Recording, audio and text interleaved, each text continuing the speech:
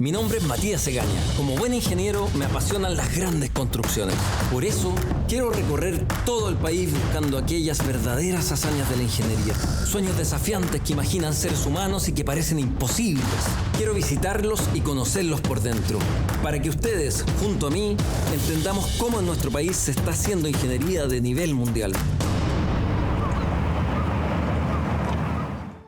Cruzar el canal de Chacao en menos de 3 minutos, en vez de los 30 que demora hoy, es un cambio radical para quienes lo hacen cotidianamente. Pero detrás de eso hay una de las obras viales más complejas de Latinoamérica. Un puente colgante de más de 2.7 kilómetros de longitud, en una zona donde la intensidad de los vientos, mareas y sismos es extrema, exigiendo soluciones innovadoras e ingeniería de vanguardia a nivel mundial. Hoy viajamos hasta Chiloé para mostrarles cómo se está construyendo este megaproyecto, el Puente Chacao. Un sueño liderado por la Dirección de Vialidad del Ministerio de Obras Públicas, que promete conectar de manera permanente y eficiente a la Isla Grande con el continente, impulsando el desarrollo económico y social de la región. Y yo a todo mi equipo chileno siempre se lo digo, estamos en boca de todos, en el mundo de la ingeniería es un puente sobradamente conocido y yo creo que es una oportunidad magnífica para Chile y los trabajadores de aquí se tienen que sentir muy orgullosos de estar trabajando acá.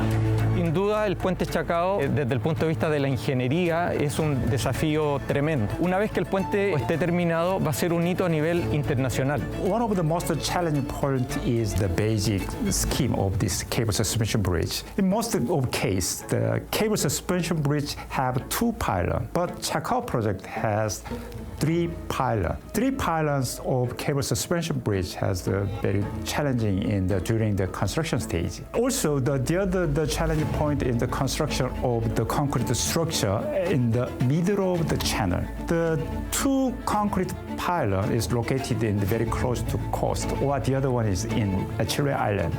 But biggest the concrete pylon, we should construct it in the middle of the Chacao Channel.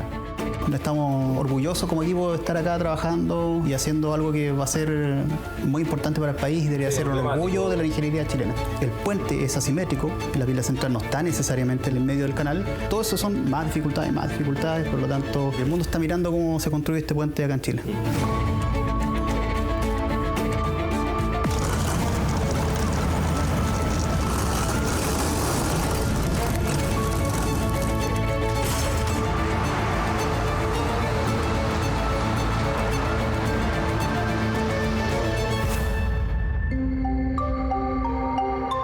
Estoy ahora en el ferry que nos lleva desde Pargua, Puerto Montt, hasta Chacao, en la isla de Chiloé. Estuvimos del orden de 15-20 minutos esperando a que partiera el ferry y ahora estamos haciendo este viaje que dura 30-35 minutos. Esta es la forma tradicional que todos conocemos de llegar a Chiloé, pero eso está por cambiar. Y atrás mío está el futuro. En este capítulo acompáñenme a ver cómo se diseñó y cómo se construye hoy en día el Puente Chacao, una de las obras más ambiciosas que se ha construido en Chile, un verdadero megaproyecto. El puente colgante más largo de Latinoamérica, con 3 grandes torres, con alturas de hasta 200 metros, en una zona expuesta a grandes riesgos climáticos y geológicos. ¿Cómo se diseña este proyecto? ¿Y por qué un puente colgante es la mejor solución para Chacao? La respuesta está en exhaustivos estudios de terreno, sofisticados modelos computacionales y la participación de los especialistas más experimentados del mundo, trabajando en conjunto para superar cada desafío. Nos encontramos en la obra de construcción del Puente Chacao, obra que administra la Dirección de Vialidad. Este contrato tiene una particularidad que es diseño y construcción. Es un contrato que tiene una data de años bastante importante, ¿cierto? Tenemos que pensar que esta obra, ¿cierto?, nació a través de concesiones y por lo tanto en los años 2000, cuando se desarrolló a través de la Dirección General de Concesiones, se pudieron desarrollar una serie de actividades que se conocen en la ingeniería como ingenierías básicas. Desde esos años pudimos recopilar antecedentes que nutrieron finalmente al diseño de esta infraestructura. Si bien hoy día nos encontramos en la fase de construcción, tenemos que pensar que la fase de diseño, ¿cierto?, consideró varios años producto de que con toda la información histórica que teníamos de ingenierías básicas, este contrato también consideró la realización de más ingenierías básicas para poder complementar con las históricas que ya veníamos desde la fase de concesión.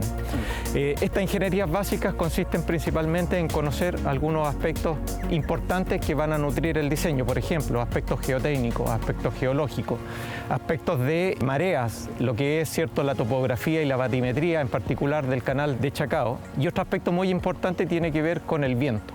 Tenemos que pensar que para un puente colgante, cuando ya está en operación, una de las principales solicitaciones que afectan la estructura es el viento, y por lo tanto tenemos que tener cuidado con respecto a qué va a suceder con el viento en esta estructura. Por lo anterior, este tipo de estructuras consideran, por ejemplo, de que en la fase de ingenierías básicas tú ejecutes una maqueta, en este caso para el puente Chacao fue una maqueta de 1:250 que se somete a lo que se conoce como un túnel de viento. Con ese túnel de viento nos aseguramos finalmente que la estructura después, cuando esté en operación, pueda resistir finalmente las solicitaciones de viento que van a suceder aquí en el canal de Chacao.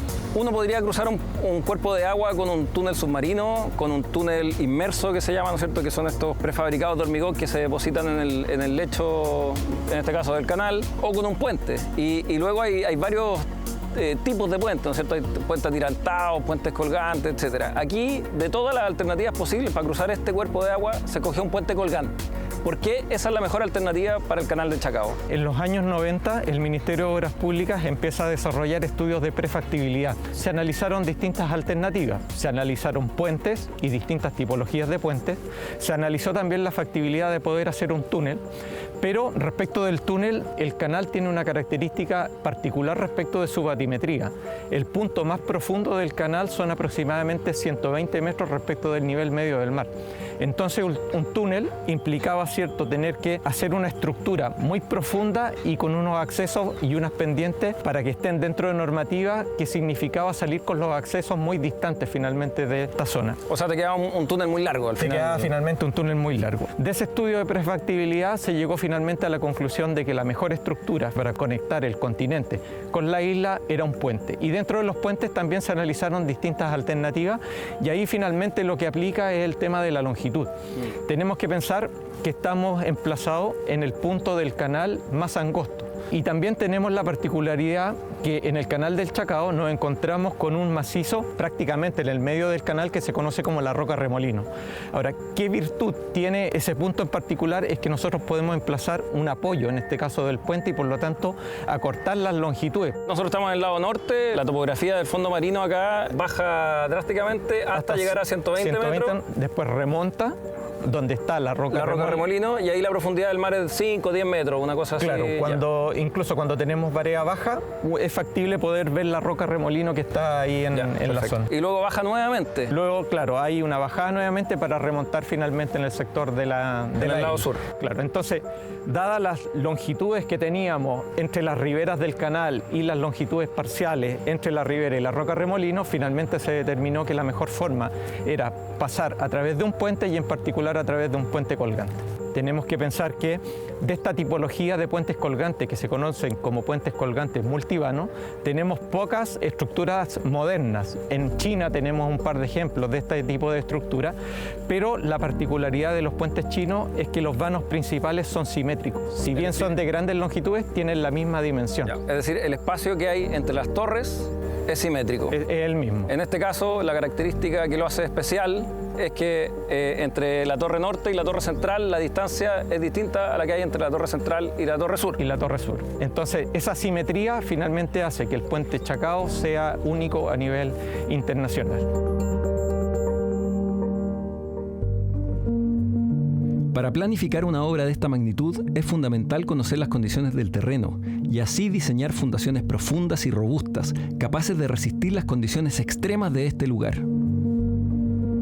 Desde el punto de vista de las corrientes, tenemos que pensar que en algunos periodos del día la corriente del Chacao es vaciante, es decir, va en sentido desde el oriente hacia el poniente, y en otros casos, cierto, está llenante cuando va desde el poniente hacia el oriente. Entonces, las velocidades finalmente de corriente aquí son bastante importantes. Estamos hablando de varios nudos, 16 nudos aproximadamente las velocidades máximas de corriente, y eso también te limita lo que es la construcción. tenemos que pensar que tenemos que acceder vía embarcación hacia la pila central y por lo tanto tenemos limitaciones cuando las velocidades de corriente son muy elevadas. Además tiene esta subida y bajada de marea que genera un riesgo de erosión y de socavación del subsuelo marino donde se fundan los pilares.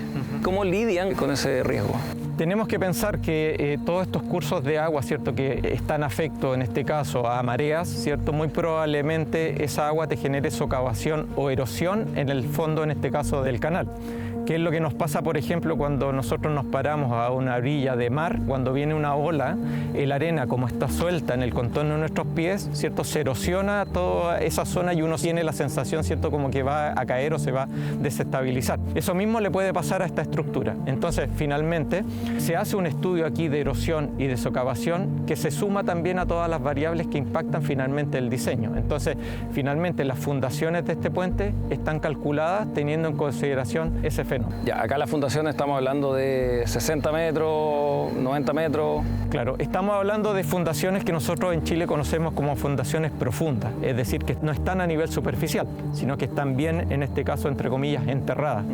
Tenemos que pensar, por ejemplo, que la pila norte tiene fundaciones de 90 metros aproximadamente y la pila central 60 metros aproximadamente. Entonces, finalmente, como yo te comentaba, la erosión se considera como un factor dentro del diseño y finalmente las fundaciones se diseñan para que durante toda la vida útil, que en este caso el puente es de 100 años, no tengamos ningún problema con la erosión. Y con respecto a los vientos, hay un ejemplo bien icónico, bien emblemático, que es el puente de Tacoma en Estados Unidos, hace creo que 80 años, que colapsó rápidamente después de construido precisamente por el viento. Acá los vientos probablemente van a ser incluso más extremos que los que ocurrieron en ese momento cuando colapsó ese puente. Lo primero es que el puente está diseñado para velocidades de viento importantes.